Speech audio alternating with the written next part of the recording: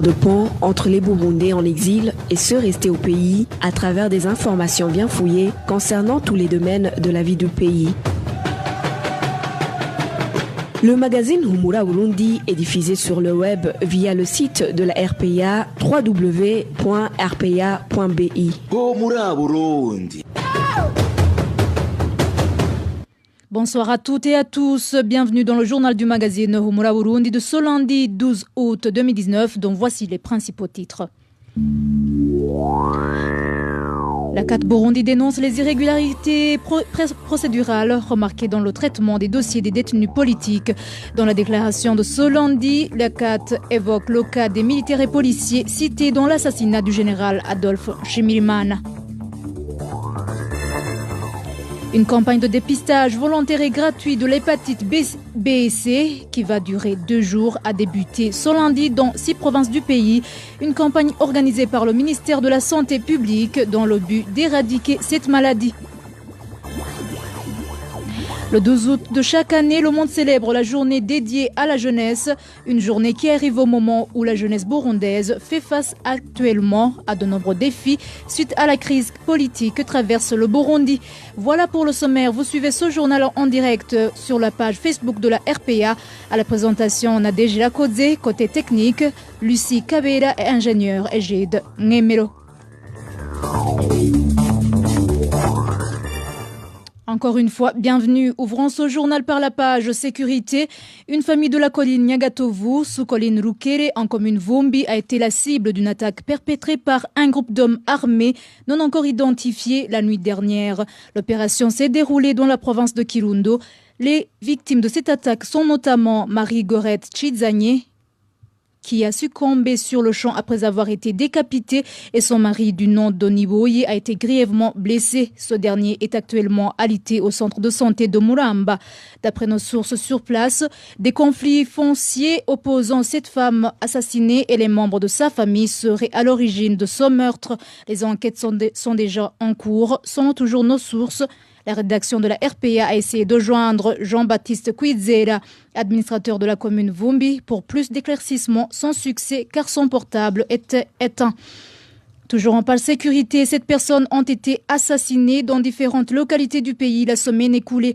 Parmi ces victimes, 3 ont été retrouvées mortes dans la forêt et 4 autres ont été tuées dans différentes circonstances. Le bilan hebdomadaire de la sécurité avec Walter Kwizera, stagiaire à la RPA.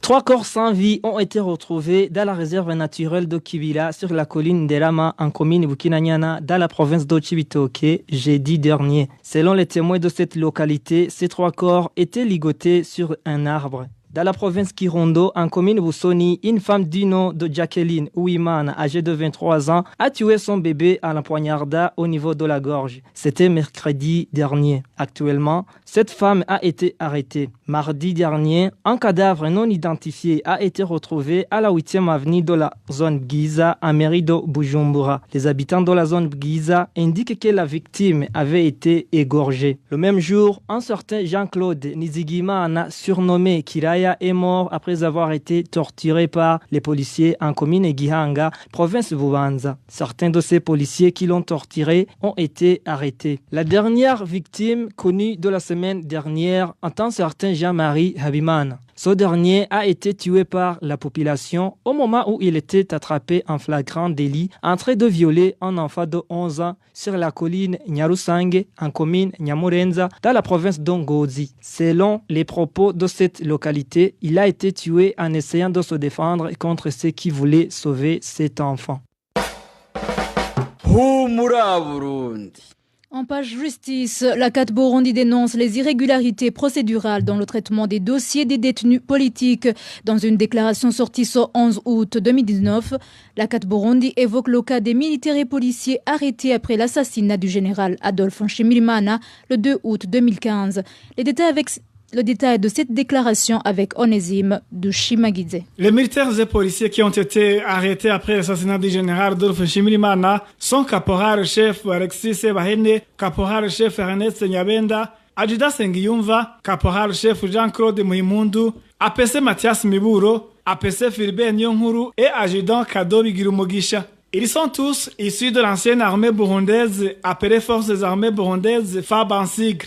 Jean-Claude Ntiburumusi, en charge des questions juridiques au sein de la carte Burundi, parle des atrocités qu'ont subi ces prévenus lors des interrogatoires au Service national des renseignements du Burundi sans assistance d'un avocat. Au Service national de renseignement, ils ont subi des atrocités au moment de l'interrogatoire sans assistance d'un avocat. En date du 15 août 2015 pour les uns et 2 septembre 2015 pour les autres, les prévenus ont comparu devant le magistrat du parquet. Après l'interrogatoire, ils ont été retournés au cachot du Service national de renseignement. Soulignons que les prévenus ont été entendus sans l'assistance d'un avocat au moment de l'interrogatoire au ministère public. En date du 4 septembre 2015, les prévenus ont été transférés à la prison de Gitega et plusieurs audiences ont été organisées et l'affaire a été prise en délibéré le 11 octobre 2016. Plusieurs irrégularités ont été constatées dans ce procès, notamment l'absence d'un procès équitable, comme l'indique toujours Jean-Claude Ntiburumusi. Il s'est manifesté pendant la procédure que les prévenus n'ont pas été assistés, alors que c'est une obligation prévue dans les textes juridiques nationaux et internationaux. Depuis leur arrestation, en août 2015, on peut compter plus de 4 ans. Le dossier reste pendant devant la juridiction de premier degré, à savoir le tribunal de grande instance. Et si l'on compte à partir du moment où le tribunal de grande instance a déjà rendu le premier jugement de réouverture des débats, une seule audience a été organisée le 27 décembre 2016 et jusqu'à présent, aucune autre audience n'a été organisée, soit 32 mois après. La carte Burundi demande à la justice burundaise de veiller au respect de la loi et à la communauté internationale de garder un œil vigilant sur le Burundi, étant donné que ce dernier s'est déjà montré insouciant envers le respect de la personne humaine. Merci Onésime de Shimagidze. À présent, page politique. Le désarmement des Imbonerakure, c'est l'une des recommandations du Conseil national pour la défense de la démocratie, le CNDD en sigle. Le parti dirigé par Léonard Nyangoma explique que c'est pour trouver un bon climat politique. Dans une conférence de presse de ce matin, le porte-parole de ce parti, Gaspard Kobako, a également recommandé la libération des prisonniers d'opinion et la restauration des médias détruits. Première recommandation, libérer les prisonniers de conscience. 2. Mettre fin à la persécution des militants de l'opposition. 3. Supprimer les mandats d'arrêt contre certains leaders politiques et de la société civile. 4. Procéder au désarmement et démantèlement des milices armées. 5. Organiser un retour digne des réfugiés. 6. Réhabiliter pour les médias détruits en 2015. Selon Gaspard Kobako, le parti CNDD est prêt à participer dans les élections de 2020 si le climat politique s'améliore. Suivez encore. Le parti CNDD réitère sa volonté de participation aux futures consultations électorales, tout en espérant que l'environnement politique, sécuritaire, juridique sera progressivement apaisé pour la tenue des élections libres et honnêtes. Toutefois, le CNDD se réserve le droit à tout moment de se retirer d'un processus électoral biaisé si le climat politique ne s'améliorait pas. En ce qui concerne le retour du président du parti au pays, le porte-parole du CNDD a souligné que Léonard Nyangoma retournera dans le pays quand il voudra, puisqu'il n'est pas sous mandat d'arrêt. Chaque 12 août, le monde célèbre la journée de la jeunesse, une journée qui arrive au moment où la jeunesse burundaise fait face à de nombreux problèmes. Pour la jeunesse du parti Sahwanya Frodebu, le thème est « L'union fait la force ». Unissons-nous et luttons contre la manipulation des politiciens pour le développement du pays. Steve Silver Nibaruta, porte-parole de la jeunesse du parti Sahwanya Frodebu, indique que ceux qui manipulent la jeunesse au détriment de leurs profits en rétorqueront le résultat. La jeunesse qui est manipulée, n'écoute pas ces gens qui viennent les manipuler. Il faut qu'ils sachent que dans le futur, il y aura des jugements. Et ces jugements vont porter sur eux. Ce sont eux qui vont répondre à tout ce qu'ils ont fait. Ils ne vont pas dire nous avons été trompés. Non, nous sommes majeurs. Nous devons prendre conscience de ce que nous voulons. Ceux qui manipulent la jeunesse, il faut qu'ils sachent bien que le Burundi appartient à tous les Burundais. Le Burundi n'appartient pas à un groupe de d'autres gens. Le Burundi appartient à tout le monde, sans distinction aucune. Le Burundi appartient à tout le monde. Il faut aussi que ces gens qui manipulent la jeunesse sachent qu'un jour, eux aussi, ils vont être jugés, eux répondre aux actes qu'ils ont commis, même après leur mort. Quant au mouvement international de la jeunesse burundaise, le thème choisi est la résilience. Arsène Arakadza, représentant de son mouvement, encourage la jeunesse en exil, comme quoi elle a une force inexprimable pour redorer l'image du pays. Suivez plutôt Arsène Arakadza. On a constaté que maintenant, la jeunesse représente une grande majorité, plus de 66%.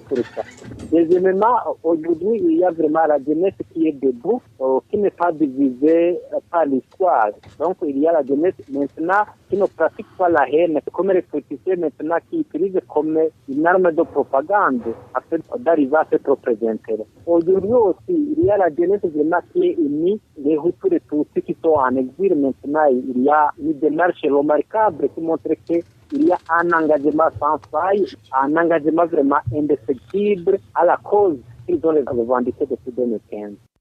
Le magazine Humura Burundi, vous pouvez suivre ce magazine sur les différents comptes de la RPA, à savoir YouTube, Facebook et Twitter.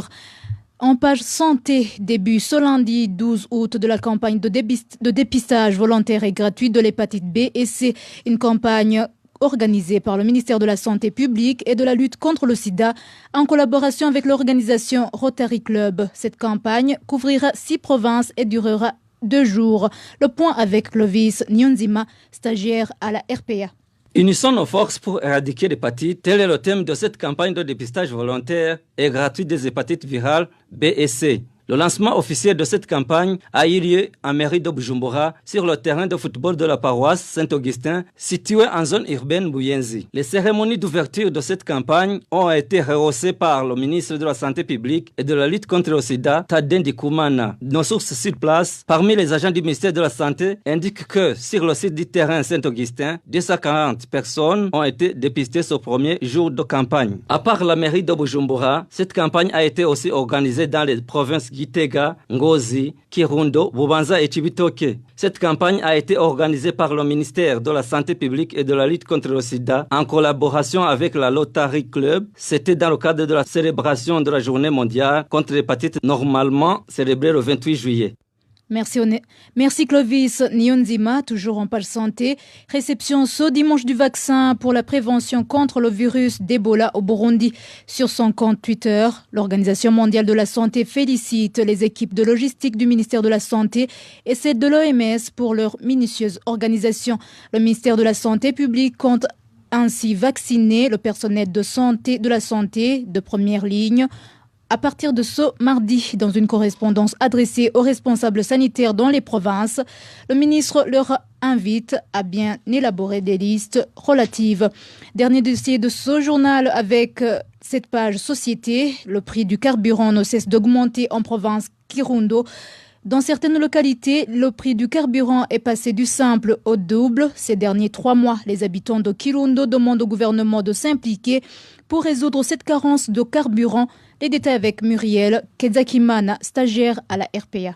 3 sur les 4 stations-service de la ville de Kirundo sont fonctionnaires. Ces derniers 3 mois, il s'observe une carence de carburant à ces stations-service. Les propriétaires des véhicules font recours au carburant du marché noir. 1 litre d'essence s'achète actuellement entre 5 000 et 6 000 francs. Par conséquent, le prix du ticket de transport est passé du simple au double. Les habitants de la ville de Kirundo affirment que le trajet à moto, qui coûtait autrefois 500, coûte aujourd'hui 1 000 francs burundais. Le trajet Kirundo-Centre à la bifurcation des routes Kirundo, Ngozi et Muyinga est passé de 2 500 à 5 000 francs burundais. Le ticket du trajet Kirundo-Ngozi est passé de 5 000 à 8 000 francs burundais. Ces habitants de la ville de Kirundo indiquent que les propriétaires des véhicules préfèrent aller chercher le carburant dans les autres provinces comme Ngozi et Muyinga. Les fraudeurs de cet or noir vont s'approvisionner en Tanzanie et plus précisément à Kabanga. Une bouteille d'1,5 litre coûte entre 9 000 et 10 000 francs burundais. Suite à ce manque de carburant, les habitants de la ville de Kirundo indiquent qu'ils en subissent des conséquences. Ils demandent au gouvernement de s'impliquer pour trouver une solution à ce manque de carburant. Merci à toi Muriel Kezakimana. Et voilà, c'est ici que nous clôturons le magazine Humura Burundi de ce lundi 12 août 2019. Merci à toute l'équipe rédactionnelle. Merci à vous, chers auditeurs, qui nous avez prêté une oreille attentive. Sans oublier à l'équipe technique. À la présentation, vous étiez avec Nadège Irakodze. Bonne soirée chez vous.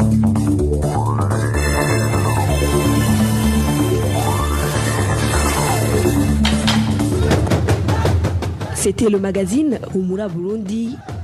Un magazine comprend pour relier les Burundais en exil et ceux toujours au pays à travers une information de qualité.